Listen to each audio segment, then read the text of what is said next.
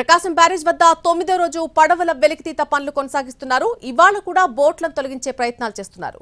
ప్రస్తుతం నీటిలో 2 పెద్ద పడవలు, ఒక చిన్న పడవ ఇరుక్కునున్నాయి. 2 రోజుల క్రితం ఒక బోట్ను తొలగించినటువంటి పద్ధతిలోనే మిగతా వాటిని కూడా అక్కడి నుంచి తరలించే ప్రయత్నం చేస్తున్నారు.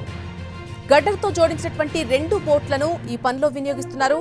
క్రస్ట్ గేట్లు కౌంటర్ వెయిట్ దెబ్బతినడానికి కారణమైనటువంటి బోటును తొలగించేందుకు చేసినటువంటి ప్రయత్నాలు ఏవీ కూడా ఫలించలేదు.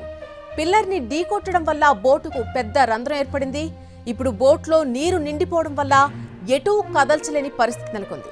ఇక ఇసుకలో కూరుకుపోయినటువంటి మరో బోట్ను తాళ్ల సాయంతో లాక్కెళ్లే ప్రయత్నాలు కొనసాగుతున్నాయి. దాన్ని పున్నమి ఘాట్ వద్దకు ఈడ్చుకెళ్లే ప్రయత్నాలు చేస్తున్నారు. ఇవాళ కూడా ఆ పని కొనసాగనుంది. 3 బోట్లలో ఒకదాన్ని తొలగించిన నిపుణులు మిగతా 2టిని కూడా అదే పద్ధతిలో సాధ్యమైనంత త్వరగా తొలగించాలని పట్టుదలతో పనిచేస్తున్నారు.